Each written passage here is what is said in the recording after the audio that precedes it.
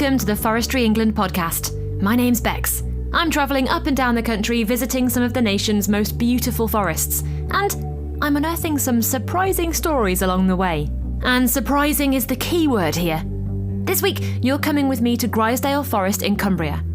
Winding single-lane country roads penetrate deep into the heart of the Lake District and to this special secluded hideaway famous for its sculptures. I mean, these are moments in terms of the visitor's experience in the forest, walking through the landscape. They're looking at the landscape, but they're also looking out for sculptures. And these sculptures have to be discovered by traversing the trails. They're not all there to see straight away when you get out the car. So it very much is part of that journeying through the landscape. That's Hazel. She's installed most of the sculptures at Grizedale. And we meet an artist in residence too, making prints from tree rings. It's not just the time, it's the place. I mean, that yew tree grew in a particular spot in the earth. Mm-hmm. And what happened to it there, because of the way it was facing and all the different events that occurred around that spot on the earth, is in the tree. And I'm attempting to make music from them too. First though, if you go down to the woods today, you're sure of a treat to find. Now, Grizedale isn't your average Forestry England site. Dubbed the first forest for sculpture, it fills this fascinating space where art and the landscape intertwine, each kind of elevating each other. One of Grizedale's most famous and most photographed pieces is a giant forester made from trees and looking a bit like something straight from a fairy tale. He's got quite spindly legs and axe-wielding fingers, warmly welcoming people to the edge of the forest, which is where Hazel and I began chatting. She's Forestry England's National Curator of Contemporary Art and explained to me the background of Grizedale's relationship with art. So in 1968, that's when one of our foresters received a Winston Churchill Fellowship and went to America, and so art in the forest over there was really inspired and thought it could work here. So came back to Grizedale and started an arts programme here, and it was groundbreaking, it really was. And since that time, over 200 artworks have been created in the forest and in response to the forest, and that was through a residency programme and an award-winning sculpture programme that started in 1977, funded by Northern Arts. So it was a really, really significant moment in time in terms of bringing artists into the landscape to create works of art in response to the landscape. Because we think of art outside and art in the forest as not a normal thing, but, you know, we kind of accept it. But I imagine when this happened in the 60s and 70s, this was quite new and exciting. It was really new and exciting. It was groundbreaking. Yeah. And that's kind of a testament to its success in the fact that people are familiar with it now, they accept it now. But some of the first artists that did the residencies that I've spoken to said that they'd get up before the foresters, they'd work with the same tools until after the foresters finished, and they really made sure they worked hard and connected with the people that managed these special places. So people like David Nash, Andy Goldsworthy, Richard Harris, they all were part of this amazing legacy that started. Sally Matthews. They would use materials that they found on site, so a lot of the original artworks were made out of stone or wood, and so some of them have returned back to the forest, or some of them are still here. So we've got, at Grizedale, there's over 50 sculptures still in the landscape, and it's really a nationally significant collection of site-specific art, really. Grand. Well, shall we go and see some of the sculptures in place, I guess? Yep, absolutely. Hazel, Adam, Johnny the marketing manager, and we all jumped into a car and drove through the forest to have a look at another of Grizedale's most famous pieces. Okay, if you park somewhere around here, we'll walk down, Johnny, and then we'll go round to the left. Okay, so we're out of the car. We've walked through a beautiful trail, and we've got to some new sculptures in the woods. Yeah, well, yeah, they're not new. They're new to me. They're new to you, yes. So we're on the Carron Crag Trail, and these three large wooden sculptures are one piece called Roop, which comes from the Estonian word rupor, which means megaphone. And these we commissioned with a local festival a few years ago. And these toured around with the festival to different audiences, and then came to Grizedale to be situated in this location to then form part of the permanent sculpture collection. So that's often how we work with partnerships. So these wooden forms are designed from her time researching forests and thinking about the forest as almost a library of sounds.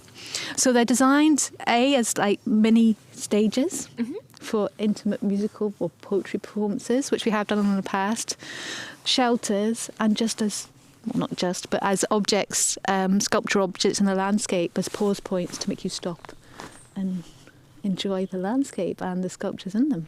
I love it. It's a bit like a gramophone speaker or a record player speaker, I guess. Yep. And it's interesting you say about kind of performing in there, because my literal first thought was, can I stand in it? You can? And I guess that's what people do if they go in it. And if you're walking through here, I'm sure a lot of people will do that as well, right? They do. Yeah, they do. I mean, these are moments in terms of the visitor's experience in the forest, walking through the landscape. They're looking at the landscape, but they're also looking out for sculptures. And these sculptures have to be discovered by traversing the trails. They're not all there to see straight away when you get out the car. So it very much is part of that journeying through the landscape and exploring. It feels like a bit of a clearing. It feels like we've got some trees that are down in front of us, but there are also trees here, and there's logs in the corner there. I mean, kind of what comes first? Is it the landscape and the area, or is it the art? Is it a bit of a chicken and egg situation? So this particular one, many of these trees were already like this and cleared because it was an older extraction route for the foresters going into the forest and extracting timber and bringing it out. So very much the artist didn't want any trees cleared for the artworks to sit in a location.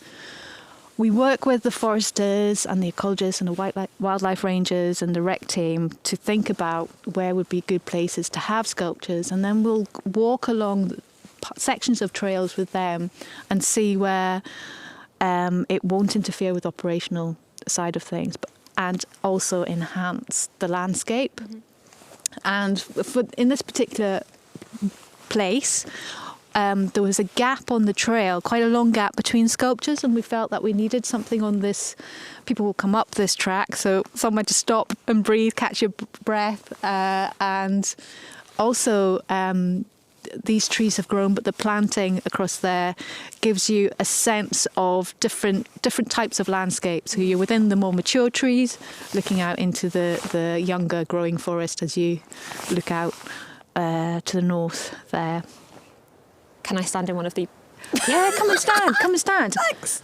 So imagine, sometimes we get rain here, you're trudging up with your kids and you're like, oh, and they're complaining and you're going uphill, and then you come across these and you're thinking, thank goodness, because you don't get wet inside here. You can go and you can...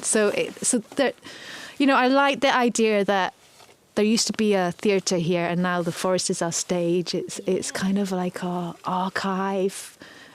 It's our performance space. It's just can be so many different things. But yeah, come on, have a look.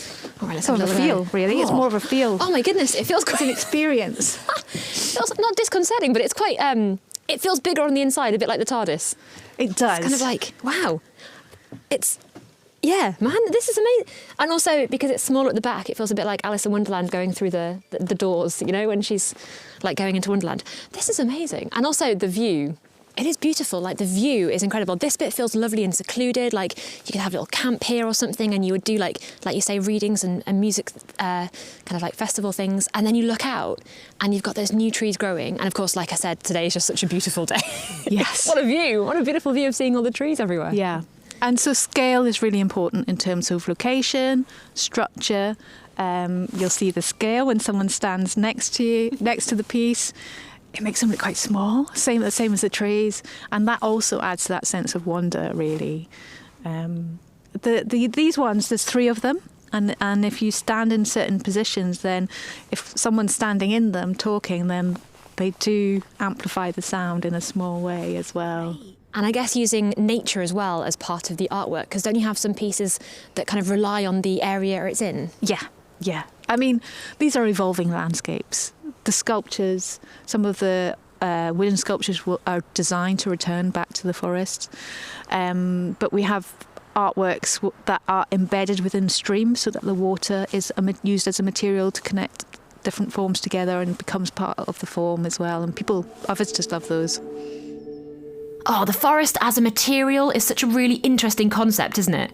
I was fascinated by the play between human-made and natural resources and how each of the two kind of work hand in hand. There's a great example of this. We headed back towards the entrance of the forest and to a trail that's super accessible. This one's great for little hands. So this is Clockwork Forest by Grey World. It was originally commissioned in 2010 on our Riddingwood Trail. So this trail traditionally had, over time, pieces have come and gone on this trail, but they were all very sensory. So this is one of our interactive pieces. And so for anybody listening, basically, it's like if you had a kind of toy, kind of like trinket box or something, or... Musical box. Yeah, musical box. Yeah, that's the one, yeah. You would twist it and you get a sound out of it. And this is one of those keys, but in a tree. Yeah, so these beautifully created brass keys are located on a number of trees at different heights on this trail, and visitors are invited to turn them to unlock the commissioned sound that each one will play as you turn it so many times. Well, I can hear one in the distance, but I want to see this one in front of me. Will you give it a turn for me, please? I will.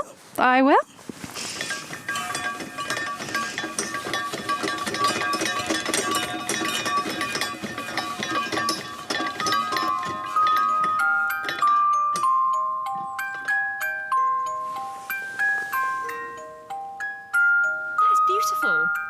It's very beautiful. It's magical. Yeah, it's magical. I was going to say, because the thing is, it's interesting that you are allowed to hear sounds in the forest that aren't from the forest. I like the idea that there is different music going on here. Also, let's be honest, sometimes it can sound quite creepy from a music box, but this is beautiful. Yes. This is such a lovely sound, and it makes you feel like you're walking through some kind of magic enchanted woods. Yeah, and this is a trail that, the trails are different lengths, different sort of strenuousness. So this is definitely one that families would come, younger visitors would come. So this piece is very interactive and very much installed and commissioned with that in mind, which visitors, which audiences might use it. And we've come to the first one, and so as soon as kids see how it works, they run to the next one and turn it, and so on and so forth. So it starts them thinking about what's next. It starts, this art adventure as they wander through our landscapes.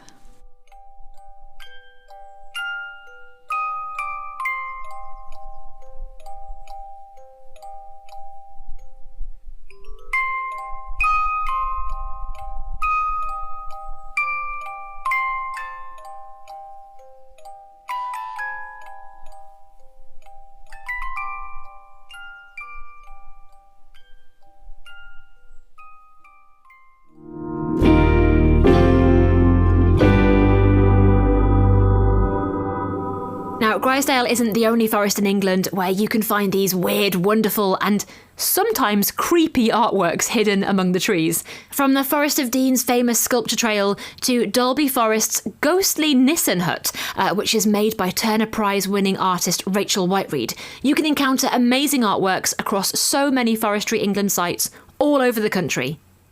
And the best way to find them is by becoming a Forestry England member.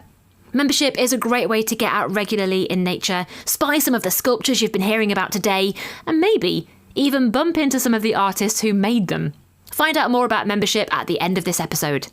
Now, in a moment, we're going to meet Shona. She's an incredible artist in residence here at Grizedale, making prints from tree stumps. But first, Adam's on a similar quest of his own. I'm on the hunt for a tree stump right now in an attempt to turn that tree stump into music. This looks like a good one over here. This tree stump obviously has tree rings. You see, tree rings are like a timeline. You can look back through them, you can read them like a book, and you can tell with every spring, summer, autumn and winter exactly what the climate was like. One light ring plus one dark ring is 1 year of a tree's life. Something Beck said that I loved was this interesting relationship between the human-made and the natural. And I guess this is a play between natural and digital sound. This stump looks great. I'm going to take a photo of it. I'm going to take it back to the studio and see if we can turn it into sound. Okay, I've got my photo of the tree stump, and I need you to imagine that I've cut it from top to middle at about 12 o'clock. And what I've done is I've stretched that circle out so it's flat, so it runs from left to right. And what I've got here is basically sheet music. The wobbly tree rings form the staves, the lines, and moss and dirt and knots, and the changes in texture in the tree form the notes. What I can do is then map all of that onto a MIDI track. MIDI stands for Musical Instrument Digital Interface. It's basically a series of on-off switches for sound.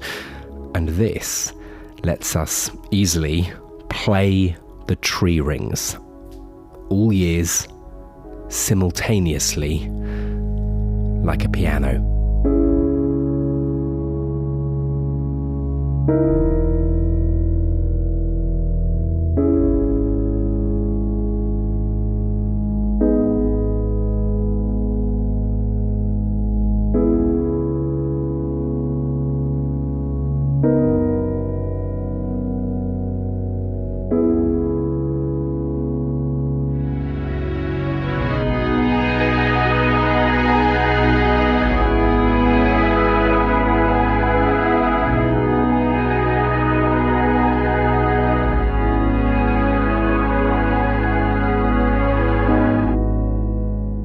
Music from tree stumps is awesome, but is it as awesome as prints from them?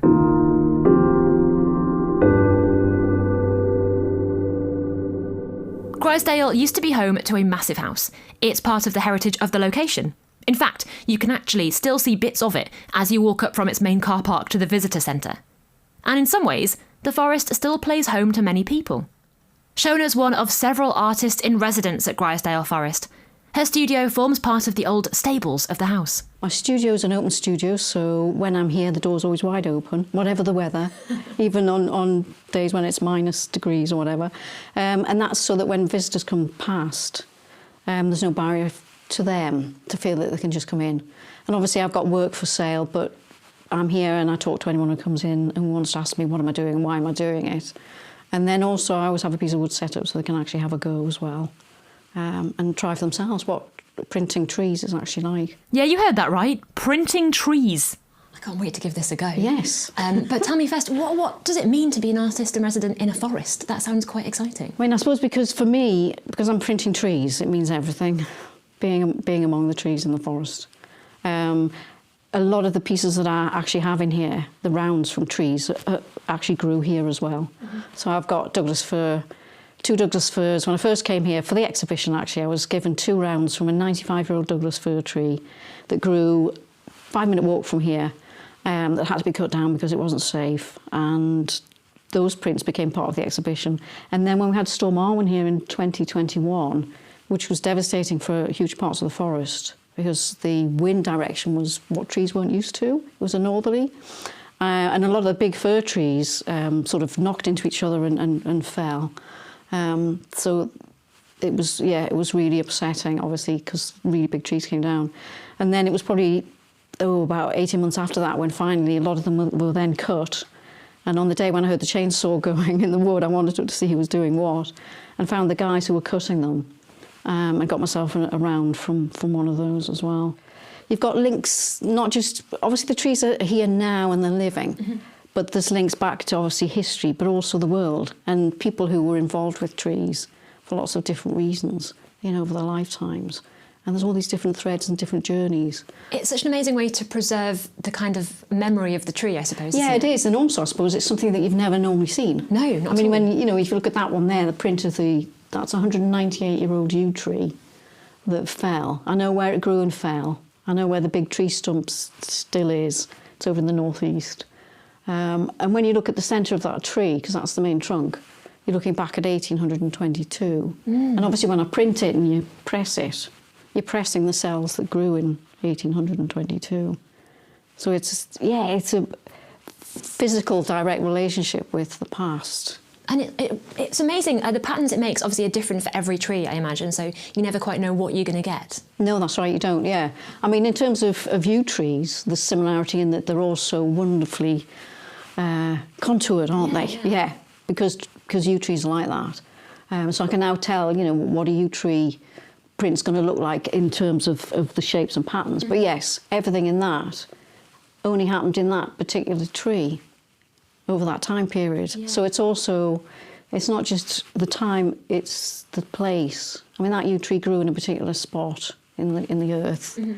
And what happened to it there because of the way it was facing and all the different events that occurred around that spot on the earth is in the tree. So you can tell about the life of a tree kind of from the print I mean, of obviously its trunk and, dendrochronologists can. But you know that when you're looking at that, you are actually looking at what happened in the landscape. You know, there'll be years when it grew better and less for different reasons. And then if the winds are really strong, I mean, that'll affect the shape and pattern of how the tree has to grow and develop because of what's happening to it. And that'll then show in, you know, in its cellular growth as well. When I walked in and I saw the pictures, and you've got lots of lovely, amazing, colourful pictures here, it's funny because the first thing I thought was it looked like a map of a city. Yeah, they do, don't they? They look, kind of like, it looks like, you know, London with the river kind of going through it, but it's actually just where the lines have formed. And it is quite hypnotising to look at it as well, isn't it? Yeah, and that's interesting, isn't it, in that, you know, we're talking about the fact that is created because of the landscape that it's in, and then it looks like a landscape as well. Yeah, and some of them, there's some small ones where they're three little slices of a bit of birch. No, not birch, beech. And it's called spalted beech, where it's got infected with fungus. Right. And it creates lots of little lines. And the slices are only about that thick, and I print them sort of next to each other. And a lot of people say it looks like brain scans. Really? Actually, when you look at I can imagine, yeah, because you've got the kind of weird shapes and patterns. Is there a particular type of tree that you like working with the most? Maybe the one that gives the best patterns, or is just the most malleable? I like yew because yew trees are just amazing. I mean, in some ways they're not even like a tree, they're like creatures. Right. They're all so incredibly different when you see them. Sometimes they'll have flailing limbs going in lots of different directions, and they're so interesting. I mean, yew trees have been found in the fossil record from 200 million years ago. Wow. Yeah. And I'm sure when people walk in here as well, they must be quite fascinated. Do you get people who didn't expect to see artists in residence here? Yeah, totally all the time. I mean, obviously people come round the corner here, and I'm the first studio, and they're heading to the cafe pretty much, or obviously to get information. And yeah, a lot of them go by and go, ooh, which is obviously lovely, you know, and you know, I didn't expect to see this. And yeah, there's a lot of interest in all this, because the 5 studios here are all very different in that, you know, different people in them doing different things. So that's really, it's good, and it's great, especially when there's a few of us in. Yeah. Because I enjoy hearing what people are saying about what Joe does next door, and obviously Lorna as well. Yeah, it must be nice to have neighbours that you can chat to about like what they've been up to as well, and see what they've been inspired by in the forest. Yeah, well, we work together on different things. I mean, when Joe, she makes furniture, but then she got interested in printing, so she spent a day in here doing a bit of nature printing and printing ferns and different things like that because she was interested in it. And now she's actually on her own printmaking journey, doing lots of different kinds of things, which is super. That's amazing. Yeah, it's nice. Well, is it okay if I start my printmaking journey, I guess? Can we give it a go? Is that possible? Yeah, absolutely, yeah. Now, Shona was so generous with her time, but also generous with her ink too. I got to have a go at creating my very own tree print, and this is something that you can do when you visit too. This is very exciting, because it all just looks so pretty, but I'm hoping I can do it justice. You will. You don't need to worry about that. Fingers crossed. So what do we do first? Right, well, the first thing is let's get some ink. Okay. So Shona's just kind of like squidged a bit of ink onto the glass in front of us, and then is rolling it around to make it smoother, I guess, and like wider on the surface. Yeah. So obviously, if you put the ink on and it's too thick, then you're going to cover up detail. So you need it to be just the right kind of consistency that it can pick up stuff. Yeah. So roll it out. So you've got like a rectangle here of ink, basically. Yeah. That looks like a heavy-duty roller, by the way. Right, okay, so what we've got here is a little bit, this is a little bit of elm, and it's called a burr. So when trees grow lumps, you know, because they get infected, you get massive sort of hairy, sharp lumps. it's dealing with being infected. And so all the weird shapes and patterns on here are made because the tree's not well. But they are fascinating. Right, okay, so the way that you print, so I'll show you on this one, is we'll put the paper on there, and my job is I'll keep my fingers on both ends just to stop the paper moving. Okay. Because if it moves, it'll smudge. Yeah. And then what you do with this tool is just apply the pressure like that. Oh, okay. And obviously it doesn't matter what direction you go, all you're actually doing is pressing down, Yeah. right? And obviously if you want the whole thing, you'll cover the whole thing. Yeah. All right, lovely, thank you. Okay, let's give it a go. Now, what do we think? Well, I think you probably sorted Yeah. that. Let's have a look. Let's hope Lift so. the end up and have a look. Yes, it's fantastic. But there's not a lot of ink on there. That's because the ink's thank you so really much. cold. Oh my goodness, though. It does look like kind of a story time kind of picture book almost. I feel like it could be a hillside or a countryside story. Yes. That's amazing. Thank you so much for letting me do that. You're welcome. That's awesome. I Have a go appreciate as it. well. Absolutely. Yeah. Absolutely, I do. Shall I just stop the recording?